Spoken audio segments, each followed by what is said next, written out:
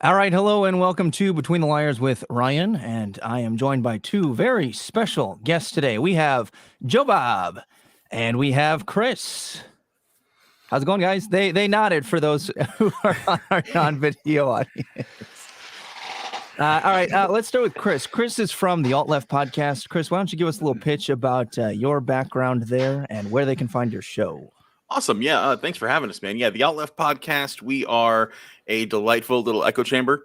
We are a communist, a progressive, and a liberal who basically kind of argue at the nuance on the left. And we take politics and news from a leftist perspective. So there is no fighting about left or right on our show, which makes it a little less interesting, I think. But it's really good if you're into the divisions of one side. We really take deep dives into historical and political stuffs from a leftist perspective. Best place to find us, honestly, is on Twitter at the Alt Left Pod. So it's just at the Alt Left Pod. You can also find us at, the Alt Left Podcast on Facebook and Instagram and that kind of thing. But our link tree's on our Twitter. Easiest way to find us anywhere. And we broadcast everywhere you can get a podcast. And I actually met Chris through a random solicitation. I sent him a message and was like, hey, if you ever want to have someone with a diverse viewpoint on there, I'd love to come on. We had a great discussion, and you can check that out. And Jobob is the host of the Daily Caller Live. Yeah, Chris, that's like great. I hadn't read your Twitter thing. That seems like a fascinating conversation. I probably would disagree on some policy things, but like I feel like the right needs to do that sort of thing if they don't already. Kind of have like the varying perspectives of different nuances within their side. But anyways, yeah, sorry. Seems super cool. So I host the Daily Caller Live show. Which is just a morning talk show-ish thing. I don't really even know what to compare it to. I just kind of sit here in my little studio area and rant for 30 minutes about the news and what's going on. And I tend to have a pretty libertarian perspective about things. Social issues are less important to me in particular in terms of how I take things, and generally talk about money being spent at the federal level. So that's kind of what I do. I also am a contributor over at TPUSA, Turning Point USA, and make jokes about the news. That's my take here. I mostly just make jokes about the news. There's a bunch of serious people talking about news all the time, and that's great if you want that sort of thing. I'm kind of a lighter-hearted. We're going to have fun. There are serious issues to be talked about, but, you doom and gloom every day and nobody ends up happy. So, yeah, that's what I do. I appreciate you having me. Oh, also, really, really quick, Jobob, Jobob. One grandparent was Joe. The other one was Bob. My parents YOLO'd and made junior high miserable. So I was wondering where that came from, because that is probably one of the more unique names I've seen. Yeah. I also randomly came across Jobob on TikTok, of all places. Oh, wow. And I was like, he's got a link to his Instagram. I'll shoot him a DM, see if he's ever interested in coming on. And lo and behold, here we are. So this will probably be one of the more diverse conversations we've had, and I'm excited for it. Today, we're going to discuss more aspects of voting legislation, just like 2 episodes ago. Yeah, they had a nice little sandwich of Josh and I took an easy week and just talked about what's wrong and what's good with college education. And now we're back to what we didn't get to cover for things with voting legislation, because they've had HR 1, the For the People Act, you've had the Freedom to Vote and John Lewis Writing Acts, Advancement Acts, which all of them are basically attempting to loosen or federalize voting regulations and rules. We're going to unpack some of the specifics, I think, and then we'll just kick it off with I guess a discussion question. So I'll kick it to you two. Recently, New York allowed their non-citizens to be able to vote in the local elections. Obviously, because of state and federal laws, they cannot vote for like your state legislator or the president, but they are allowing them to vote at the local level. And I'm curious if you guys think that that's a good or a bad idea. You want to take that first, Chris? Sure, why not? So my thing is, again, and Ryan said that perfectly. They do not get to elect federal politicians at all. This measure only applies, first of all, to legal residents that are permanent residents. These are people holding green cards. These are dreamers. My grandmother was one of these. She came over to the United States, married my grandfather, and her mother made her promise her on her deathbed she wouldn't become an American. She was British.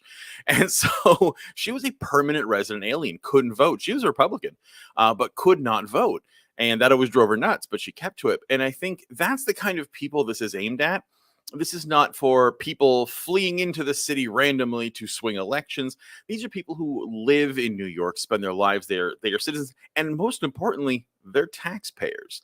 If we're going to say there is no taxation without representation, I think it is fair, especially being that half the taxes they pay are federal anyway, at least for their, this is local races. This is city council, borough presidents, right? This is local stuff in the community they live. And I think if we're going to have a nation that does not have open borders, does not make immigration easy like it used to, New York used to be an open door where show up, say what's up to the Statue of Liberty, go through Ellis Island for processing, change your name to something American sounding, and you're in. That was it. That was the end of the story. And now it takes decades and massive amounts of funds, huge legal hoops. So if we're going to let people live here and pay taxes, I believe they at least, I don't think it's bad that we're letting these people, again, these are not random people showing up at the shores. These are people who live here, are registered here, have careers here, pay taxes here. If they want to have a slight say in things like borough president and city council, I actually think that's fair. What about you, Jobob?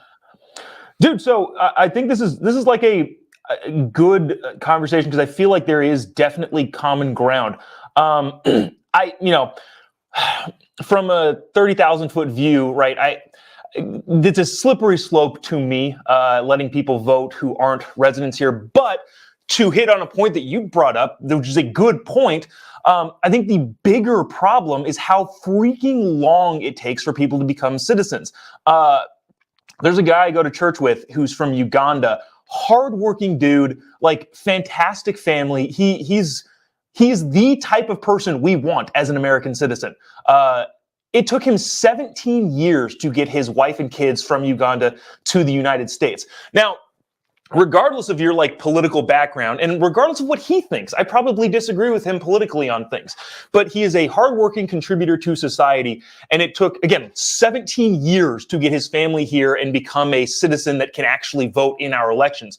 So I think this seems like a very small band-aid to try and cover up a bigger problem that is the bureaucracy that slows down the immigration system in our country.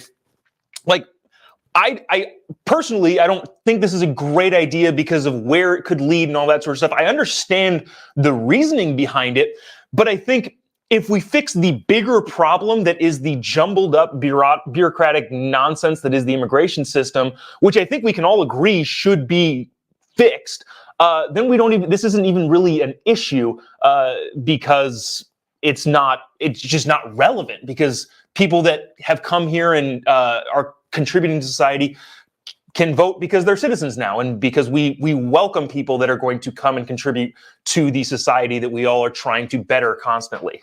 So would you say that you would be in favor of something like people who come to this country, obviously, there's a background scan and that kind of thing, make sure you're not some crazy serial killer, right? And you come in, you get a visa, and you spend a year or two naturalizing, working, getting ready to pass a citizen test, that you should just be kind of allowed through at that point, right? As long as you can pass a citizenship test and you can live here for a small amount of time, a year, 6 months, 2 years, whatever, and you work, you pay taxes, you're a responsible citizen, that should kind of open up an automatic pathway to citizenship. Because if that's the case, then I would be totally in favor of not having a measure like this.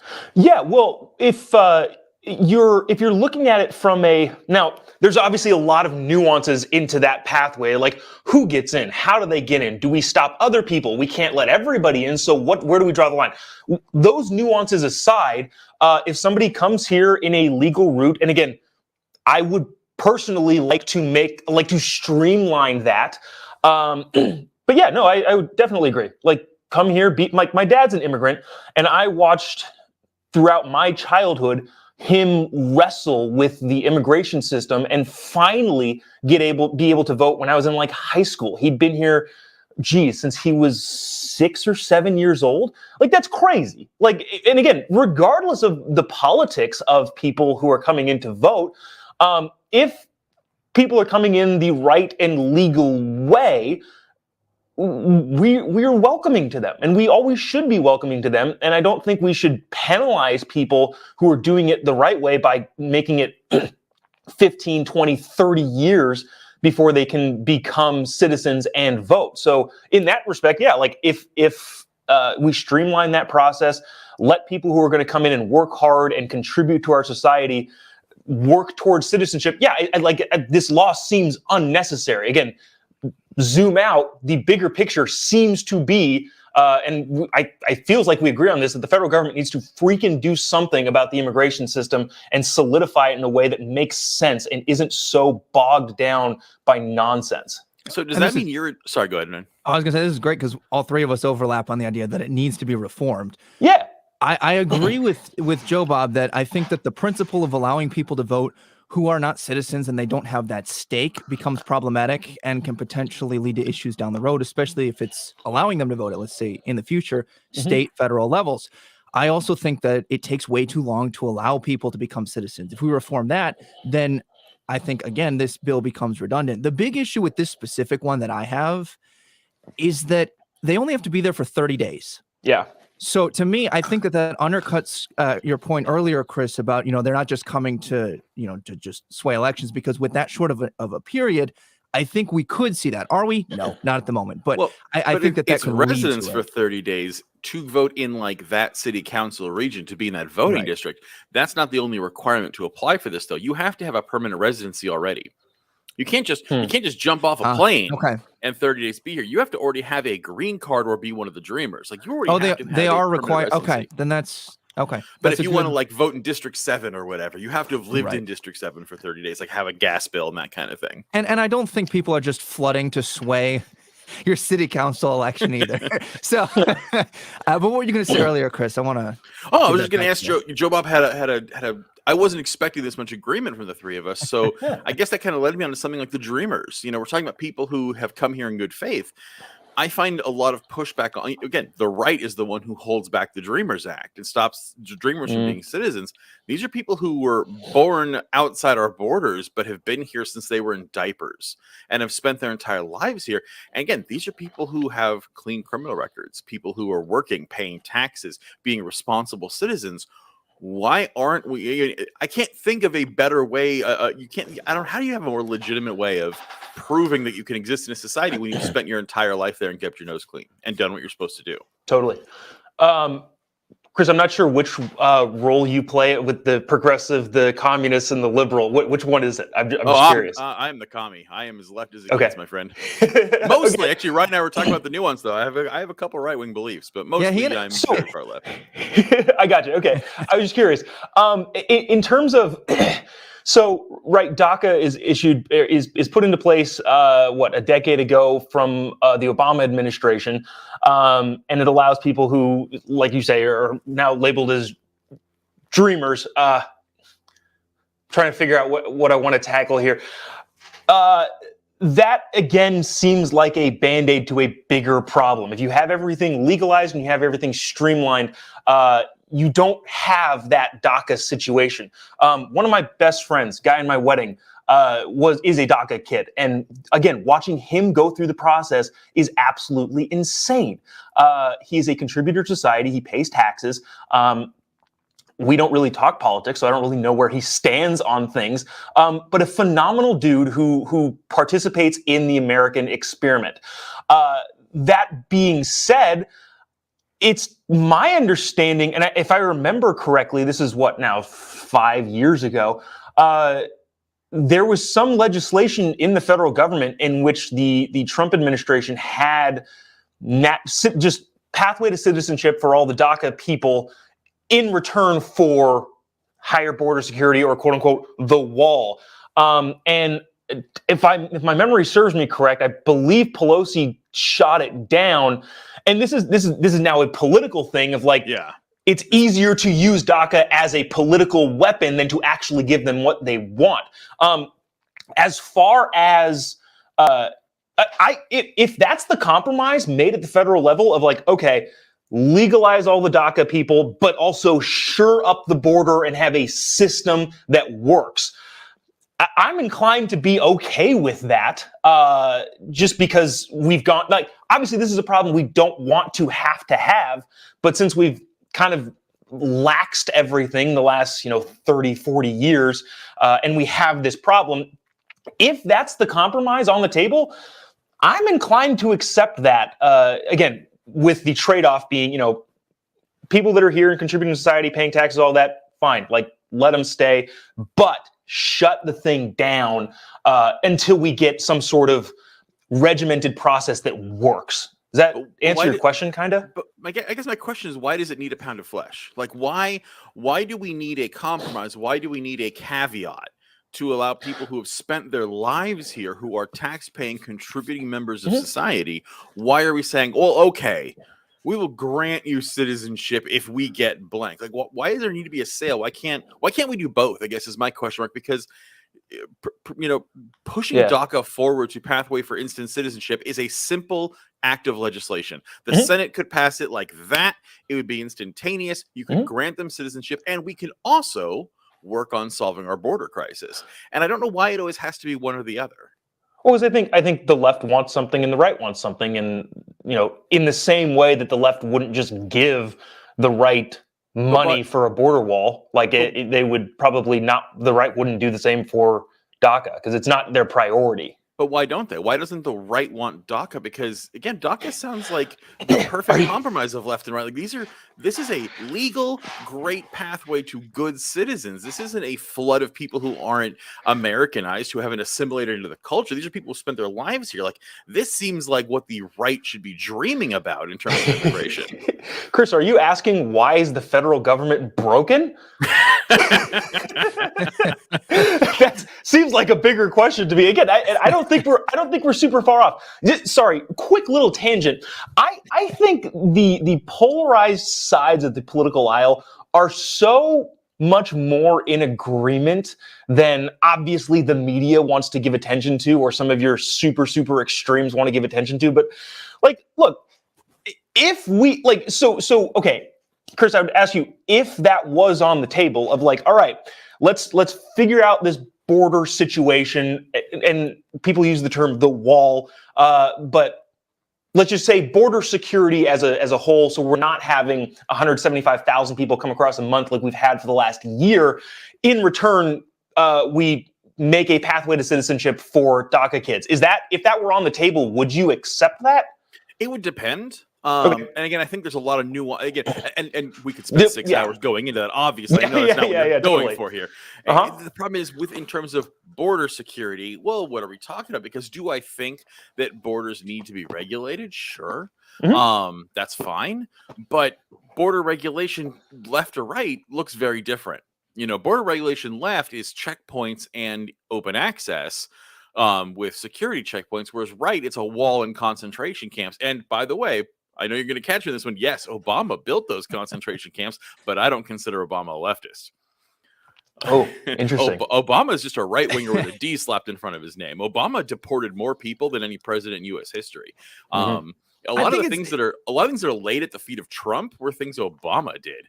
But beyond that. Oh, sorry. I just want to say, like, again, it's one of those. But why does it need to be that? Because it's like, imagine I'm walking by your car and it's on fire, and I'm holding a bucket of water that I'm not going to use anyway. And you're like, "Hey, would you mind pouring that on my engine block? My car's on fire." I'm like, "Okay, but you better buy me lunch." Well, and it's like, I'd be happy to buy you lunch, but does it need to be a transaction? Can you just do it because it's easy and it's the right thing to do and costs you damn near nothing? Well, one of the things that I think you're pointing out, Chris, is that, they're from like an ideological standpoint, like, sure, like we could do both. I think from the pragmatic application, what our government does or doesn't do, both parties want something. And if we're all in agreement here that the two issues here are, one, citizenship is difficult, and two, the border security needs to be tackled, then like I don't really know why we would need to separate those, and why striking that type of a deal and saying, yes, we will pass both of these will be problematic. Like, I know that from, just because they should be able to, sure, like I'd agree with you on that. But I think both parties don't want it. That's the thing. And that does perpetuate this theatrics. Theatrics. The Democrats don't actually give a shit about the Daca kids. The Democrats are doing it just to shut up their liberal base. Yep. They don't actually care. And you think Donald Trump gave a shit about the Daca kids? No, Donald Trump wanted a wall, and he didn't even want a wall because he cared about the border. Just like Biden wanted his Build Back Better agenda, Trump wanted his wall. It's the same thing. It's an ego project to say I got something accomplished, and it was literally all you saw there with Daca and the border wall was a dick measuring contest between Pelosi and Trump. That's all it was. And I think that does highlight the importance, or not the importance. It highlights one of the key issues with our government is that you become an obstructionist because, by principle, you have to stop the other party. Yeah, dude. Sorry. No, go ahead. So, Chris, I think again we probably would agree immigration could get solved pretty dang easily. I think if you get smart people from both sides in a room for a week, you can solve it. But the political classes don't want to solve it. The people on the left want illegal immigration because they think they'll get votes in the future. And the people on the right, the big business and factory owners, want the cheap labor. It's bad all the way around. So, like, I think we'd probably be in pretty close agreement that if you put smart people, put 20 people on the left, 20 people on the right in a room for a week, they can figure it out. But a wedge issue is never meant to be solved. Yeah. So A wedge issue is meant to bring in votes. It's meant to bring in opposition votes, and I think you're completely right. Yeah. From a principle standpoint, then, what do we think should be the determining factor for who gets to vote? Because you can apply this to felons, which will be our next question, or you can apply it to those voting in local elections. What do you both think should be the standard for someone to be able to vote? I think if we're going to force people to pay taxes, they get a right to vote. Okay. Jobob, what's your standard? Again, from a 30,000-foot standpoint, like, yeah, that's a hard thing to argue against. The bigger problem is solving all of the other things that lead to the inability to vote, if that makes sense. Yes, it does. Okay, so you would rather address, and this is how we got off on the immigration, you would rather address that issue and then bring it over into the... I think we would both want to address that. I think everybody wants to address that issue. Like, freaking just fix the immigration system. Like, the left wants to do it, the right wants to do it. Just freaking fix the thing, and then there are no issues with voting laws of who gets to vote because it's easily viewable, right? Like, I don't know. I feel like I'm a crazy person because nobody else says this sort of thing. Well, welcome to our show. We have three people from different points on the political spectrum who have found some common ground, which is great. So maybe this question will spark a little bit more nuance or controversy then. Should felons be allowed to vote? Because they're in prison because they've violated the social contract. And you do give up a certain amount of your rights. Should voting be one of those? And let's start with while they're in prison, and then we'll move into like that rehabilitation where they aren't allowed to vote once they're out. So in prison, should felons be allowed to vote? I think you're you just kind of said what my thought on that is. Like, if we have a social contract and we have rules that are agreed upon by everybody, that's democracy or republic, whatever you want to call it. That's how our system works, is everybody agrees on a set of rules. And if you break those rules, you lose certain rights for a period of time. And people will say, well, you're taking away rights. Well, yeah, putting someone in prison is also taking away their rights. So that's not really a good standard to measure which you can actually be able to vote in prison. Not to jump off that far ahead, but then once they're out and they've served their time and they've paid their debt to society, it would be odd to not let people vote. That's probably where I stand at. And I would imagine that the majority of Americans would probably be around that area too. Yeah, I think I think all three of us are probably going to agree on the rehabilitation part. I think all of us agree that once someone has served their debt to society, they should have a complete and total restoration of rights. Obviously, within reason. If someone has committed multiple acts of murder, they probably shouldn't have access to firearms. But within reason, obviously, people should have their rights restored once they've paid their debt to society. But I would counter, and this is where we're going to disagree. I actually do think people should be allowed to vote in prison, and the reason why is we do not believe in a complete taking away of all their rights. Prisoners lose some rights. Prisoners lose their right to travel, right? Prisoners lose their right to personal property. They lose their right to unlawful search and seizure. They do lose certain rights. They lose the right to freedom of speech, but they don't lose their right to practice religion. That's protected. They don't lose their right to a counsel and to the judicial system. That's protected. They don't lose their right to humane treatment. That's protected. So it's we don't say that when you're a prisoner, you have no rights. We say when you're a prisoner, there are several rights you lose, and those are there for common sense reasons. You can't have he he has a right to unlawful search and seizure. Well, no, because you're in a prison cell. Like, you Right. can't do that. You can't have a right to private and personal property in a prison environment. It doesn't work. Now, I'm kind of anti-prison. I think prison should be a place where only horrible violent offenders go. I don't believe drug offenders and anything like that should be in there. And that's kind of the other problem is we have guys who are literally losing their rights to vote for ridiculous crimes. But on top of that, again, if you are in prison, you are subject to the authority of the state. The federal and state governments have decided you are now a ward of the state, and they are determining your fate. And part of that is things like electing judges, electing DAs, electing presidents and Senate representatives. And while you're in prison, your representatives still represent you. And if we are going to have people who are subjected to the authority of the government, they still deserve a say in who represents them. So no, I actually don't believe that the right to vote should ever be taken away, with the exception of someone who commits something like voter fraud. And so, Chris, I would agree with you that I'm going to have you both on at some point or another over discussions over prison reform and immigration reform then too. Dude, I have thoughts. Great. Come I on have back. a couple. But where I think I'm going to disagree with Chris then is I think that when someone is in prison, let's just set the bar at like for a violent felony, right? I don't think that that person should be allowed to vote on the laws that affect people who have not violated the social contract. Your argument is fair. To say that they're still interacting with the government, but really they've put themselves in that position because they chose to violate the social contract. And I don't think that that should be rewarded. I don't think that stripping away their right to have that representation in government is problematic while they're in prison, with that caveat. I do agree with both of you that once they're out, rehabilitation needs to happen. But in prison, I do disagree because I don't think that they have shown themselves to be a good member of society, which is why they're in there in the first place. So to me, the question is then, why should they be able to vote for the rules that they've willfully broken to put them there in the first place? Oh, hold on. Sorry. Can I interject something really quick here too? Because Chris, I think another point of agreement would be that this doesn't necessarily become that big of an issue if some of your bigger mandatory minimum rules are overhauled ever with the changing system that's going on. Like it's, again, the libertarian side in me, I make my own personal decisions on what I decide to do and what I decide not to do. In what world is my personal business should be cast upon other people and what they decide to do? But that in mind,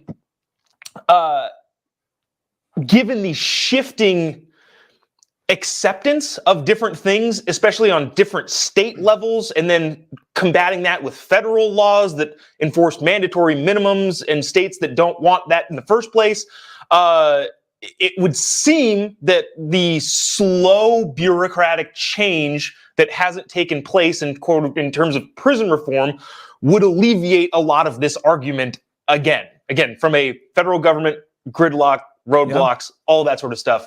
That might be an agreement side there. I think in terms of just like letting people vote while they're in prison, that it kind of just seems like to me well, you either think they should or you think they shouldn't. I happen to be on the side that, like, if you've broken the societal contract, probably not, shouldn't be able to vote there. That's not to say that I don't think prison reforms and mandatory minimums and sentencing can get a constant overhaul. Like, I think that should be constantly worked on. But again, it kind of just seems, like whether you think it's right or wrong. And I don't know. But I think a lot of it, these issues don't exist in a vacuum, right? And I think a lot of this is, what can you stomach? Because again, we stomach different impediments to our freedom all the time. Fire in a crowded theater, hate speech, that kind of thing, to the First Amendment, that kind of thing, right? But when it comes to taking away rights to things like vote, like for instance, again, no matter what, I think pretty much everyone should have a vote. But I could possibly stomach the loss of that in incarceration. That would be a give I could maybe do if we weren't running a prison police state. If we didn't have the largest prison population in the world, not just numbers, but also per capita, like that's insane. China and North Korea can't touch what our percentage of citizens we have in prison. Like, when you look at China and go, that's a freer society in terms of incarceration, that's terrifying. And so if we didn't have poor people rotting in prison for drug possession charges for the very same drug that young white guys have started up businesses where they're selling pot dispensaries that look like Apple stores.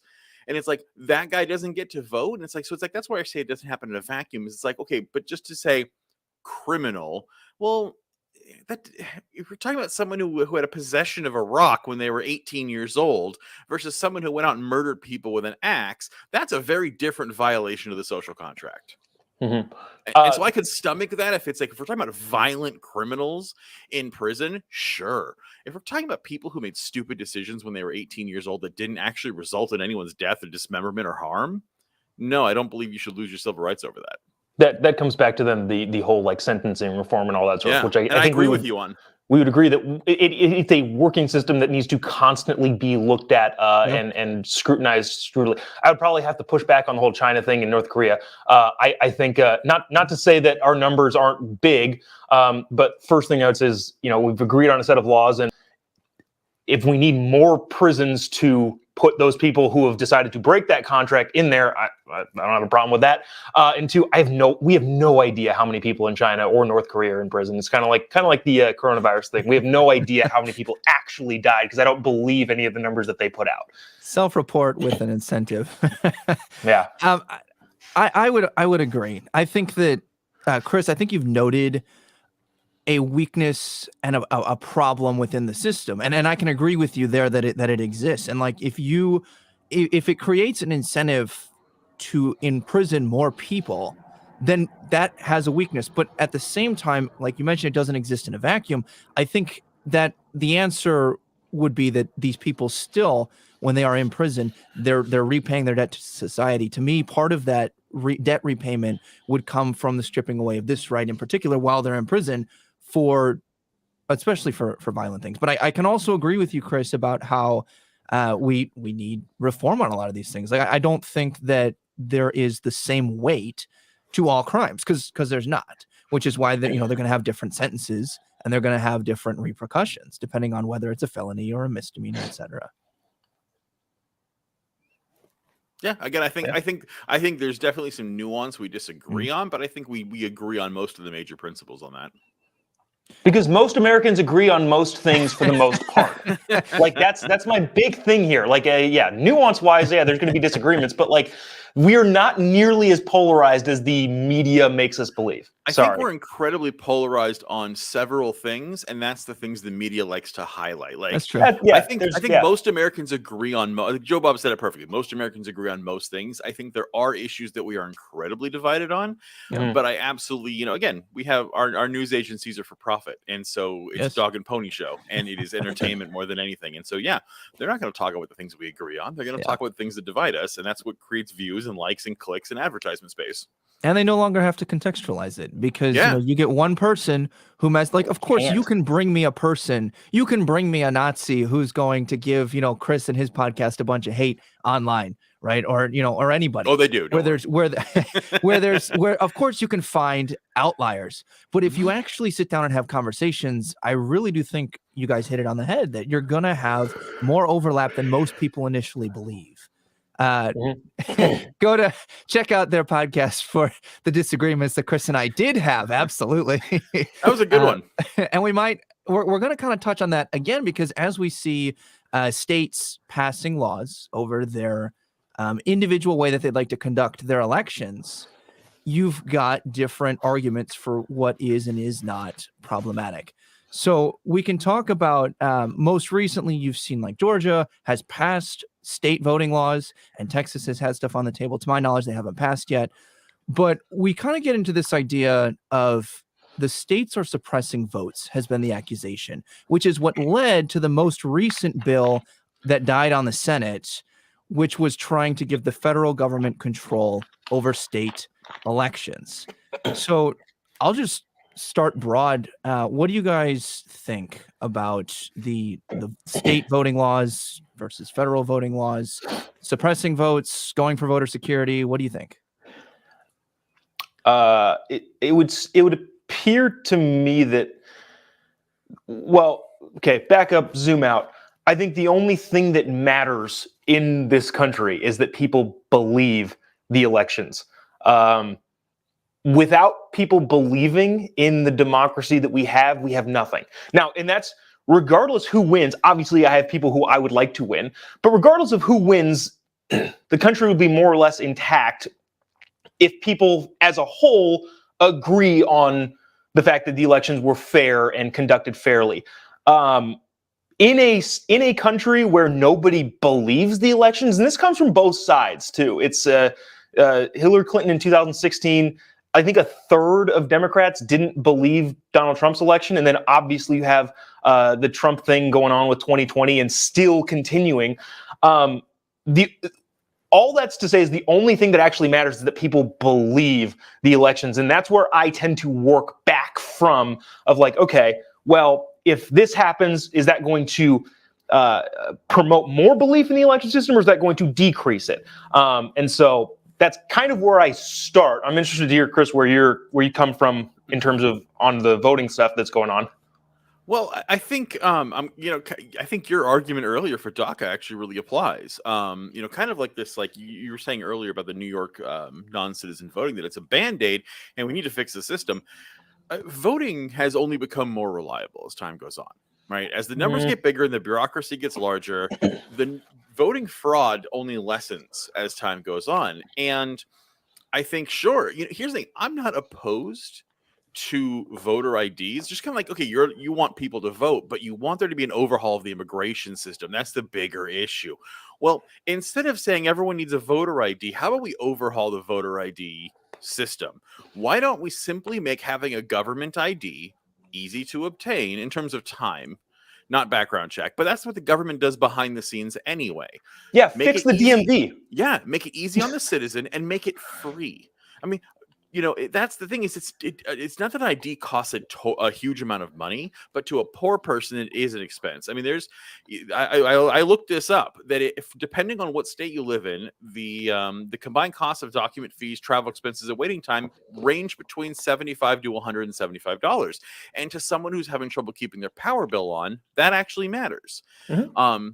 And make it free. And it's like, if we can give free, easy to obtain government ID, I'm all for it. But as soon as you put a hurdle between a person and obtaining that ID, well, this is poll taxes.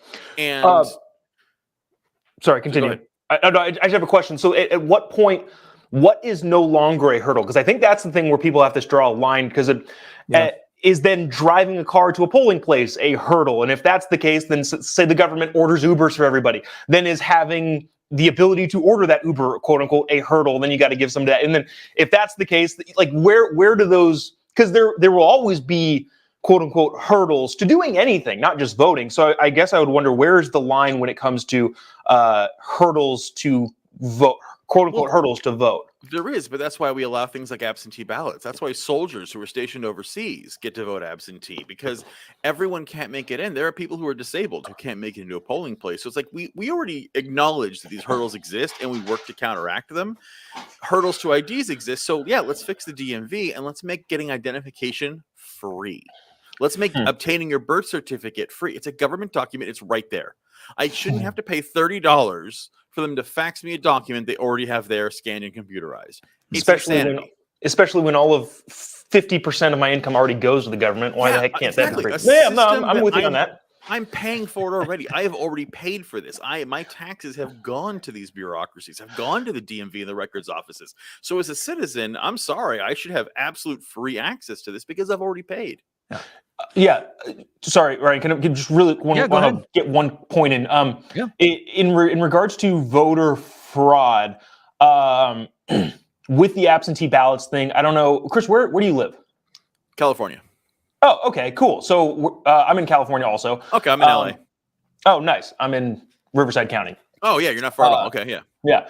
But the ballot harvesting, and I can go into, I don't know if you want me to go into some personal like ballot harvesting problems that just really, really, really diminish even my own personal belief in the election system in California. People talk about voter fraud, how there's not a ton of voter fraud, and that's fine. I guess that's technically true, but California's Secretary of State, so there's 40 million voters, 30 million voters in the state of California.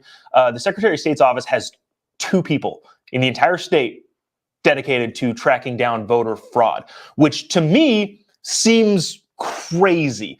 And then you throw ballot harvesting in there, and there's a lot of like Republicans and Democrats have benefited from ballot harvesting in their own individual way. And I think both sides are effectively cheating when it comes to doing that sort of thing.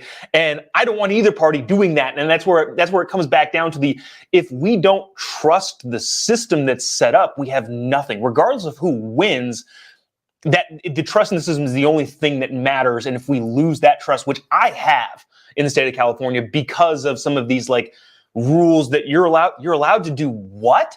That I think is the biggest problem. So like, when it comes to the idea of, well, voter fraud isn't all that prevalent, I was like, yeah, kind of. Well, voter fraud for voter impersonation, because that's a voter having a driver's license doesn't stop ballot harvesting.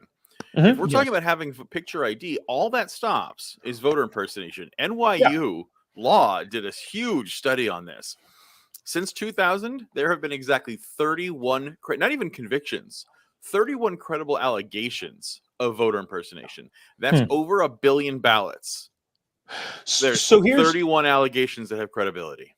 And that's not even convictions. The conviction rate's much lower, but we're not going to go with that. We're going to go with no. This is something that someone of any credible state, a ballot official or an election official, has called into question. Where like, we do see a duplicate record, or we do see this signature didn't match. That's a credible allegation. So go ahead.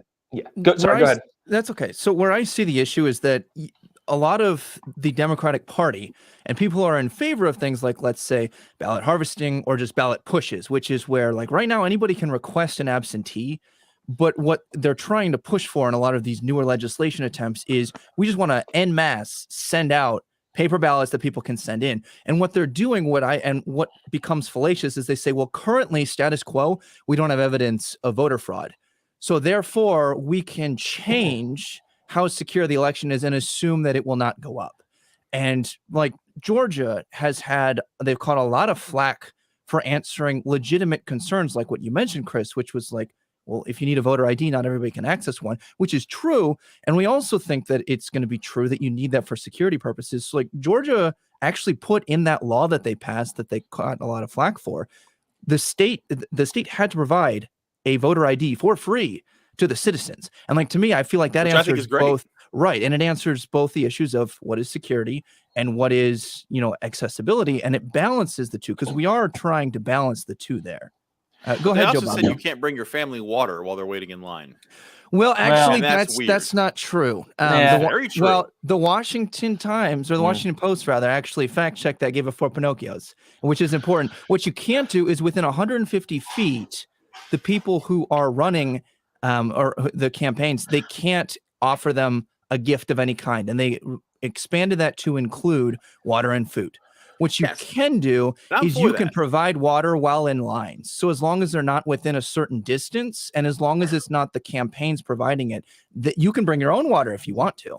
The registrar of voter does. Like the actual voting center can have water stuff. But the electioneering has been illegal since forever. And it should be, because the second you allow anybody to give anything in line, one guy's going to show up with water, and then the AOC campaign is going to show up with soda, and then the Trump campaign is going to show up with sandwiches, and then the AOC campaign is going to show up with pizza. Like I don't think you can have anybody giving anything in line other than like water provided by the voting stations, and I don't have any problem with taxpayers paying for that. Yeah, I think that would kind of solve it. Again, I would agree with that if that's. But do we honestly? That's what you're thinking? Is you think Kemp was sitting there in his office and he's like, you know what? I'm tired of these Democrats winning vote with their fancy waters. That was not what it was. This was absolutely to discourage people from voting in long lines. You think Kemp sits up at night and he goes, "Man, those Democrats are stealing people with their waterways"? You think that's what really happened, dude? Come on. Well, no, be realistic. But you also missed a part in the law that said like if the voting lines are longer than like 20 minutes. I forget specifically what it is, and maybe we could pull it up. Then the county registrar gets under scrutiny by the state registrar's office. So like with the idea that you can't give anybody else anything in line, there's also a huge push to not have long lines, which I think is great. But it doesn't solve the problem because we still have the long lines. So, maybe. I feel like that comes as a result of what I think you would agree is a good thing. There's more people participating in the democratic process of voting. yes, but then we need the democratic process to set up more polling places, and it's funny. And how that might be more true. Polling places open longer hours in richer neighborhoods. Well, it might be true that at that point we do need more places for polling. But what these laws are attempting to address is the fact that you can't have lax security and still claim voter security. Like you need to balance the two. And what they did was they removed a lot of the extra polling places because it wasn't as secure and we didn't have the need post-COVID. Yeah, they were. Yeah. And they limited the hours 7 to 7 instead of like 24/7 drop boxes, which cannot be staffed by our understaffed, governmental place because they're not. Well, I mean, we could make the argument that they should put more money towards staffing them, but what you can't do is government claim buildings. They are staffed, but they didn't. These drop boxes aren't in front of the Quick Mart. They're in front of post offices. But they weren't exclusively in those places, is what I'm saying. Like they removed ones because they had them up all over in the COVID, so people could spread during the COVID out. crisis. Yes, right. And where I support what Georgia did was, if we're not in the same state of emergency with COVID, then we don't have the need to just have 24/7 drop boxes that cannot be staffed 24/7. Why can't we have 24/7 drop boxes that are places where that is already legitimate to staff? Like, why don't we have it at every single post office, every single DMV, every single government building has a drop box that is cambered and secured? But that's not the question that we're answering here. The question is they're removing them from places. You're pointing out a valid issue. Like, we could obviously have more. But I'm saying that you can't say that removing unsecured locations when we no longer have a need is the same thing. But I think we have a need. We don't necessarily have the same COVID need. But I'm sorry, like, this is intended to discourage participation. That is the reason for it. So I'm curious, how do you explain the highest voter turnout in the history of the country last cycle? Donald Trump.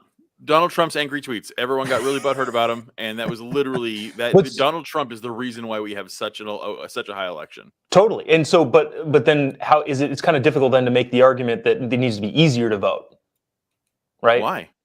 You know they do in most free nations. In most free nations, voting is a holiday. In most free nations, you are registered to vote upon reaching adulthood automatically. Like, we don't have any of this. You want to vote, it's got to be on a weekday during working hours where a lot of people can't take off work. I missed voting several times. I used to be an emergency dispatcher working 12-hour shifts. Guess who had a hard time voting? And that would be hard. And what I think is important to note is that Georgia... a national holiday. And why are we discouraging... Georgia... But that's a distracting argument is really what it is, because it's pointing out an issue that we can agree on, but it's not answering the main question, which was... It seems like you're kind of trying to justify, like, oh, we should en masse send out ballots, or we should just have places, even if they're unstaffed, because we have a need. I'm trying to point out that I believe that these are solutions in search of a problem. Like, we're going to talk about voter ID, right? Let's look at some numbers. And I've got these links if you want them. I mean, this is up to 25% of African-American citizens of voting age lack government-issued photo ID. 8% of white people have that. I don't care. Okay. Texas allows concealed weapons permits for voting, but it doesn't allow student ID cards, which are government issued.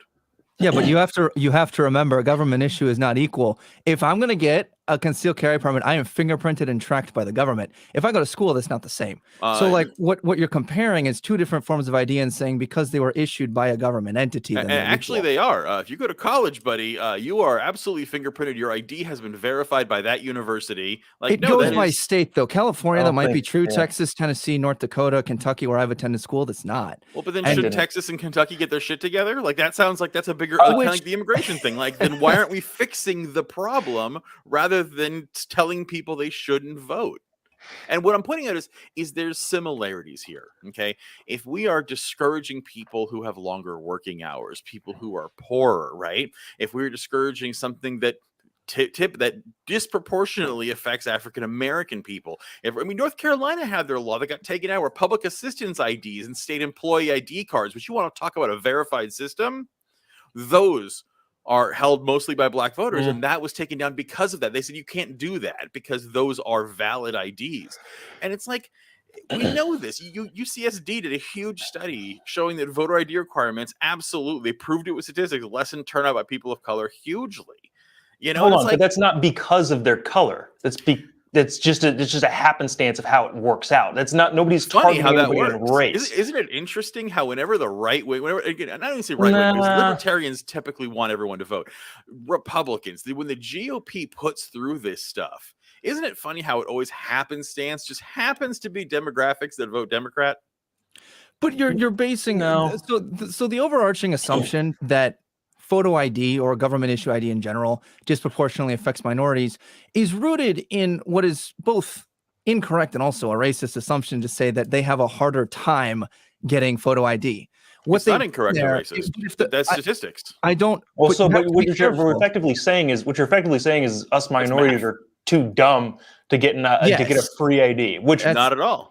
I don't find that offensive, but I know a lot of people who do. What I'm saying is that on the numbers, on average, in this country, the more melanin in your skin, the less income you have on average. But that's conflating causation and correlation. Because I am not saying these voting laws are creating racial disparity. I am saying your argument are exploiting is racial extrapolated, disparity. though, to then say that means that they're suppressing minority votes, which is incorrect.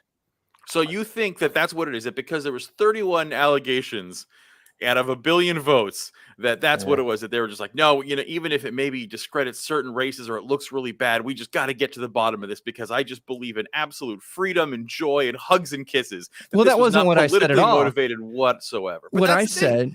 You can't say that. But let's take, and I didn't. I agree with you. You can't say that. This is politically motivated. This is to disenfranchise certain voters. And I do not believe it's because Abbott was like, I don't want black people voting. No, it's Abbott didn't want Democrats voting. Well, let's zoom out then and let's. No, I think, why do you say it's to target them in that way? Again, because that's what the numbers say. We have statistics that show voter ID laws have a statistical significance in discouraging turnout by people of color. No, and the numbers say there's a statistical difference. No, significance. Again, I'll show you. I'll send you the link right now. Right. USCSD did the math. Right, but I'm saying that you can show a statistical difference or a significant difference, statistically significant difference between groups. That doesn't mean that it is causing them to not like you have to be careful how that is contextualized because the statistics aren't saying what you're saying. But they do prove causation because they analyze before and after effects of simply these voter ID laws. I would like to bring reminder of the fact that the only thing I care about is voter integrity. If in my view, I don't understand how we don't just have people go to a voting place where they live, show their voting ID, get a ballot, mark that ballot, and then put it into a concealed envelope. To me, that's the best form of not having any voter fraud issues or any questions of voter fraud. And if for some reason those very sound rules tend to disproportionately have outcomes that are, I don't know, less Chinese people between the age of 30 and 40 turn out to vote because of that. It has nothing to do with that demographic. It just has specifically to do with the integrity part, in my view. Yeah. Well, and then to go back to what Chris has said earlier, you're not wrong. Like that thing is in Jobob's scenario here, that's a good solution. But then that requires the government to guarantee free and easy accessible voter ID laws and have massive, easily accessible during non-working hours polling places. And if those are in effect, I'm on board. So, Chris, I want to try to get through this as quickly as possible because I know we want to talk about a couple more things, but. And I'll couch it in a system that you probably would not agree with, in order to help you agree with the point. Ballot harvesting, right? Anybody can turn in anybody's ballot, right? In the state of California, which is crazy to me. But let's just say hypothetically, I actually agree with you. Okay, cool. Well then, so just in terms of voter integrity, in 2020. Ballot harvesting was now coming to the forefront. In 2018, it passed in 2017, got signed into law in 2017. 2018, Republicans got smacked because nobody knew about it, and Democrats were going around collecting ballots because we have all of the data on every single voter. And then in 2020, in a presidential election, when Democrats usually turn out way more in force, especially in blue states, Republicans won 5 congressional seats in California. How? How did that happen? And churches set up drop boxes, right? And I'm not saying this happened. I'm just saying in theory it could happen, which to me is just as bad as it actually happening. They collect ballots, and they have the data. They can cross-reference people's names and say, well, this person is a registered Republican. We're not going to open the ballot. We're not going to see, but they're a registered Republican. We're going to put them in this pile. And this person is a registered Democrat. We're going to put it in this pile. They take the Republican ballots, go to the ROV, turn those in. And then maybe, because the law says that they have to make a valid attempt, they go to Skid Row with the Democrat ballots, give some homeless guy $100 and says, please turn this into the registrar's office. Now, maybe those ballots get there, but also maybe they end up at the bottom of the LA River.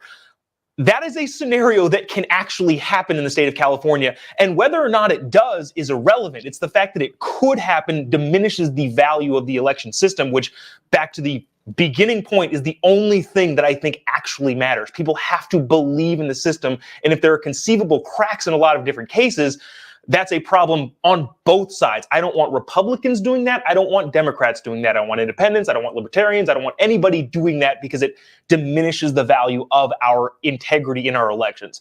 That's my sole point, is the only thing that matters is the integrity of it.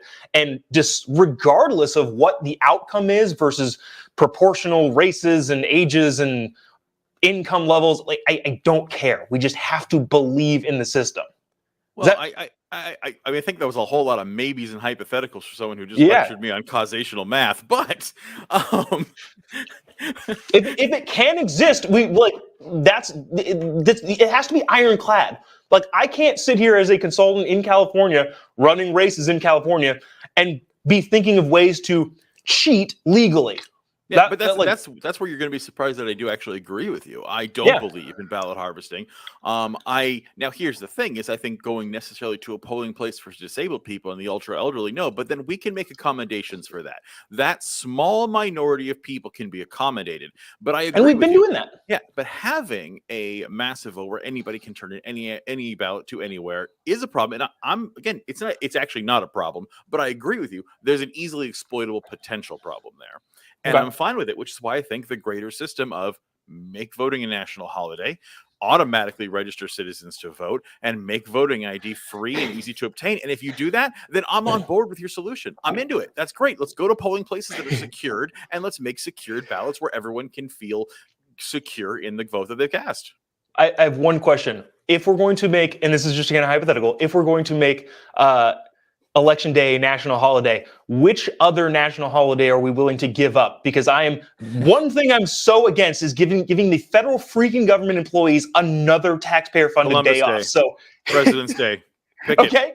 I honestly don't care. A mattress sale. Let's vote. I think that's more important than mattresses. Let's get rid of 3 other days, and then I'm not for giving people an extra holiday off, but honestly, if I were being completely honest, I don't necessarily have a problem, but I don't think that would actually benefit. All of the people that I know who don't vote aren't doing it because they don't have time to. And maybe there are some exceptions to that, but the people that I know who are not exactly the most politically engaged, but will vote when they get around to it, are going to use that federal holiday to go to the beach. So I don't know. And you can't compel somebody to vote either. So I do want to go back to that study, Chris. I did look over it. So one of the main issues that I see with this is what they say that they did was they compared states who have voter ID to states that don't. And then they compared the minority turnout in both of those states. And they also compared whether or not they had strict ID. And they said that in states with voter ID, you have lower minority turnout. Minority turnout per capita, though, because it wasn't. But it doesn't. But that doesn't demonstrate that they had a lower turnout because of voter ID, and that's why you can't claim causation. No, and that's what I was trying to say earlier. Yeah, and I would agree. This one study of this does not show causation. What I'm saying is that every time we have a study, it shows the same thing. It shows that voter impersonation is so low, it's almost non-existent. It happens less than lottery and lightning strikes do. It happens. I'm not going to say it doesn't. Well, voter impersonation at the polls, and my concern is not at the polls. My concern with security is with the mass push out of ballots. That's where voter ID comes into. So if we're going to talk about the mass ballot harvesting, like Jobob's talking about, that's where I'm far more in line with you guys. Right. I'm agreeing with you. We need to have secure elections. Voter IDs don't accomplish that. Right. They may in the future, but that's not the problem right now. And we focus on it, and the focus is to disenfranchise voters. I mean, when Kemp purged his rolls in Georgia, it was 560,000 people who got flagged because they'd skipped too many elections. And again, APM did an investigation. 65% of the people who were purged, who re-registered, did it in the same county. They just happen to have not shown up for the last two elections. Well, yeah, but that's go ahead, Jobob. Sorry. Well, California doesn't there's two sides of that because California doesn't purge their voter rolls, and I may know somebody very close to me whose grandma passed away several years ago, and maybe her husband, who is still alive, continues to vote for her in the state of California. Again, that is a bad you have to purge voter rolls to an extent. You're purging voter rolls based on death records, not on whether or not you've participated lately, because that's not how civil rights work. That's another fix the bureaucratic system, because the death records don't coordinate with the ROV and there's so many and they should. variables in the system itself that need problems. And with that, I'd probably be we should purge. My main point is, responsible purging of voter rolls does need to happen. Yes, agreed. I'm not opposed to having people have to register every single time, to at least say, hey, I still live here. And all that can be is like a simple click on a box on a website. But again, I can be argued to have that as a longer duration. But yeah, main thing is responsible purging does need to happen. And I don't know that the Georgia purging, if you don't show up for two elections, is all that irresponsible. I think it's very irresponsible. You don't lose your civil rights because you haven't used them lately. Well, you don't re-register. You don't lose them. You just re-register. And that comes down to what is your personal responsibility? Because if you show up and you don't know whether or not you're registered, to me, that's on you. Because you could absolutely check online. It's not like I have to stand through a line for 7 hours to show up and find out that I didn't register. Okay, but an 80-year-old who lives alone isn't internet savvy. Say that again? An 80-year-old who lives alone is not internet and computer savvy. Well, there's plenty of ways around that. Then they could ask an absentee ballot. They could have their kids do it. Like, why they're showing a single example. People? Like, why don't we just make sure dead people don't vote? I'm agreeing with that. I think that's great. Let's purge voter rolls responsibly. And purging people who haven't been here lately is not a responsible method. Especially, this is the governor. He has access to who's paying taxes, who hasn't filed for unemployment, who has a gas bill, who has left the county. Like, they know this shit. It's like, again, just like Jobob was saying, how about we fix some shitty broken bureaucracy? Do you think that office is competent enough to put those pieces together? My answer would be no. I don't know that there's any government entity that's competent enough to keep their own records, and they're not competent enough to purge voter polls. I don't know. I see again. Like I'm of the opinion of I don't care if you have to re-register for a primary and then re-register again for the general a couple months later. That's just and I'm also probably jaded by way too many of these ballots getting sent out to old dead people. I ran a race in 2018, and this guy went to an abandoned Starbucks location in Malibu, and 146 ballots got sent there. Jesus. That's a problem, and maybe that's what that sort of stuff and seeing that sort of stuff a lot pushes my idea to just re-register every single time and make it easy to do so. Get an email or a letter or something like that. But yeah, the purging the voter rolls, I've seen so many problems with that. I'm I might tend to be a little bit extreme on make sure people are still living in the same place, all that sort of. And maybe you're right. Maybe the idea of that the government should. Extreme. I think you have legitimate gripes, but I'm saying let's solve those gripes. I think they're good ones, and I think they're problems that need solving. But purging voter rolls randomly does not solve those problems. Let's actually fix those things, because you make good points. There are broken ass things in our voting system. Let's fix the broken things. Let's stop dead people from voting. And yeah, let's purge voter rolls, but let's purge voter rolls in a nonpartisan way, and not of, I don't like these people who haven't been here for 2 elections. Fuck them. No, that's a bad way to purge voter rolls. I'm sorry. I know we're trying to. I apologize, man. Chris, I'm actually curious. Is there a system in which you can tell, you can cross-reference the ROV registered voters with who got purged? Because I'd actually be curious to see that data. Because if the way the APM found it was, again, they had to only go by who took the time, like you said, to re-register. That was the only way to find the data. So it's not even indicative of everyone. what they found was 65% of the people purged under the use or lose it who re-registered did it in the same county. So they hadn't even moved. That was all we know.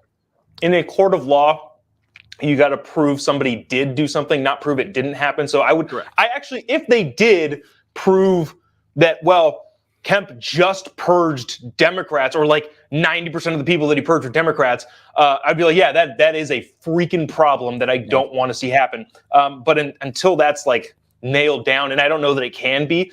I don't think it can be either. Yeah, well, I don't know. But I don't know. Again, the point is, it was a completely ridiculous voter purge. Again, let's purge responsibly. Let's purge smartly. Let's create a system that actually unifies these numbers of who has died, who has moved. Like, it shouldn't be that hard to do. Yeah, and I can agree with that. It's a lack of will.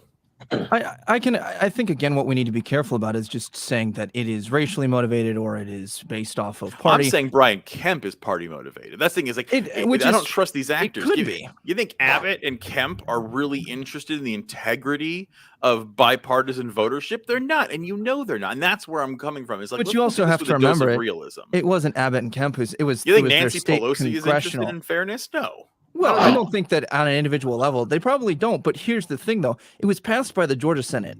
It wasn't just an executive order. It was actually a law that was passed. So it wasn't even them. By the heavy Republican Georgia Senate. Well, sure. With 2 Democratic senators. Right. Yeah, absolutely stilted in favor of, of Republicans. So we have a Republican governor passing a draconian measure through a Republican Senate. See, I don't think it's and draconian. You're gonna say, "Oh, this isn't party." Again, this isn't party. It's like this is absolutely. And again, I don't think they woke up and they were like, let's make sure this color people can't vote." No, they wanted to make sure that either Democrats go to, or at least maybe secure cheap political points. But this was party motivated. This was the Republicans and Democrats continuing their pissing match. Well, do we have any last responses to this before we go on and everybody gets their final say in our hot takes? Other than I think we like at the very, very basis of it, obviously we're going to argue over details all day, every day. The system freaking is out of whack. Yes. Maybe if we can solidify the system, then we can actually have nuanced conversations about the details. But the bottom line is that if the system is crazy, and we didn't even talk in this context of voter ID, we didn't even consider the illegal immigration voting system, there's so many different variables that the system lets slip by. So if there's one common denominator there, it seems like, hey, let's fix the freaking system. Agreed. All right. Well, we'll be right back with our hot takes. And we never actually go anywhere, but this originally was airing on like a local radio station. And so we just had it in there and, nostalgia, so I just kept it. I like it. All right, so this is where we get our I won't have a chance to respond to anybody's thoughts, but you all will. All right, so my first hot take is I'm really happy that we were able to find so much common ground and still have enough nuance to have a great debate and discussion over this. This was fun. I think my big takeaway from this is that the federal government and the state governments are all sorts of messed up. They make this more difficult than it needs to be on everything, whether it's voting or whether it's immigration. It's just overly complicated. However, my second hot take is going to be that I think that we need to be careful when we're claiming that something is racially motivated or party motivated. Again, going back to that study, if they wanted to say that these are obstacles and are causing lower turnout, then they need to account for not just a comparison of, a state with more voter ID had lower turnout per capita minority than one that didn't. They would actually need to go state by state and say, did those who didn't have a state issued voter ID as a person of a specific race then have a harder time voting? And they don't account for that. So to me, the study is garbage, especially since most of the words in there are, we think, we infer, we're just double checking these things. Like they don't actually report what they're doing. So I have an issue when we're going to go through and claim that state laws trying to shore up security automatically means that they're racist or racially motivated, or in particular, the buzzword lately has been suppressing the vote.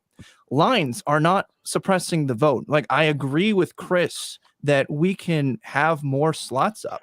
We could make it so that lines are shorter, but I also disagree when we're starting to say that that means that we're suppressing votes. So I really think that we need to be careful with how we use that language. And that'll be my last hot take. Chris? I think if you don't want people to think you're shoplifting, you probably shouldn't walk through a store with a trench coat full of bulging pockets.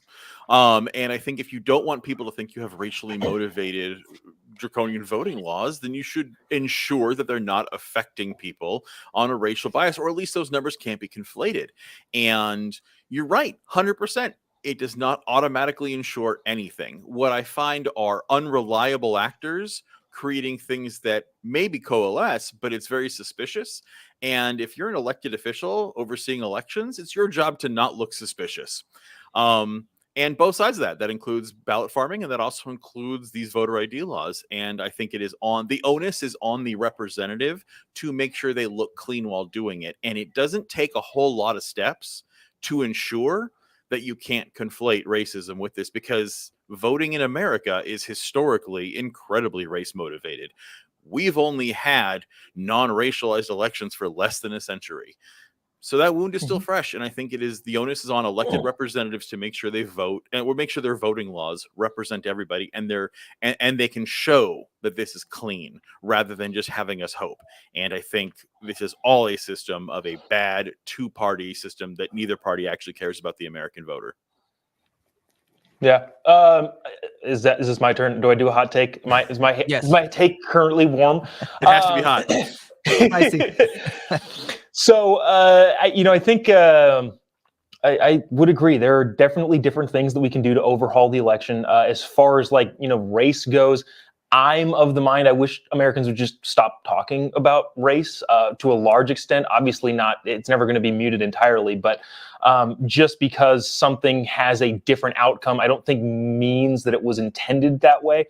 But at the same time, I don't have a problem with opening up new rules or having different strategies get put into place, so long as we maintain the integrity of the election. Now, my personal belief is the integrity needs to get clamped down super tight. And then that also doesn't help with the political drivers. When Joe Biden said that the new Georgia laws are Jim Crow on steroids, I thought that was one of the worst things a president has ever said. Jim Crow was terrible. Black people got lynched and beaten in the streets for the act of voting.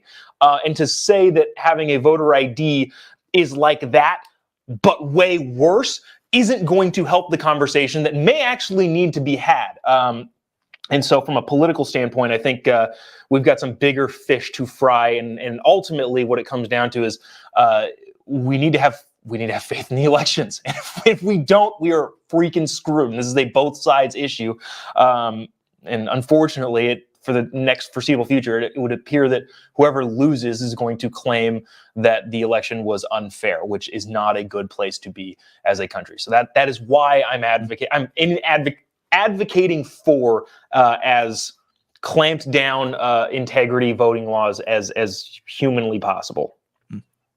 Well, thank you both for coming. Before we go, Chris, where can they find the Alt Left podcast if they want to listen to some of your less discussion-based with diverse ideas? In the darkest corners of Soviet Russia. No, again, the best place to find us again is on Twitter at the Alt Left Pod. Our link tree is there, but yeah, you can find us on Podbean. You can find us on Spotify. We even have a YouTube channel. You can just Google the Alt Left Podcast. You'll find it almost anywhere. We're even on Facebook, but we're probably going to take that down because Facebook's terrible. But the best place to find us, seriously, hit up our Twitter at the Alt Left Pod, and you'll see all of our links and all of our goodies there. Okay, and Jobob, where can they find you? Instagram is probably the best thing. I like to post on Instagram at JOBOB, Jobob. That's pretty much it. Also, the Daily Caller live show is live every morning. I know there are people that have Daily Caller is founded by Tucker Carlson, and people have some varying opinions on Tucker. Know that the only thing we try to do on that show is be fair. Obviously, have a point of view, but there's no sense in making unfair arguments, at least in my opinion, on my show. But yeah, you can find me there. I love having open discussions. Chris, I really, really appreciate coming on here and talking things out.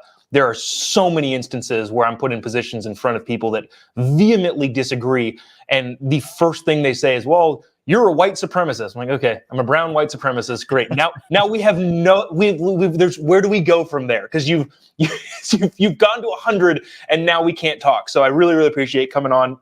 Ryan, thanks for hosting this thing and having a forum to talk about things, because like I said at the very beginning, I think most Americans agree on a lot of things, and I would like to be able to debate the nuances as opposed to you're a white supremacist and you're a communist, sorry, I wasn't. You know what I mean? But you don't want to because at that point, all conversation is stunted, and that I think is the biggest problem. It's not who wins elections necessarily; it's the culture of the United States not being able to get along with their neighbor and talk about things in a coherent way. So, and divisiveness is what the two-party system wants. Yeah. All right. Well, I'm sure you find yourself somewhere between the liars. You can find us Between the Liars on Spotify, Apple, YouTube, Twitch, and Google Podcasts. Follow our social media to stay updated. We'll try to bring you more great guests and great discussion like this. Thank you, Chris and Jobob, for your contributions and the great discussion. We will absolutely have you back on in the near future. Goodbye for now. Can't wait.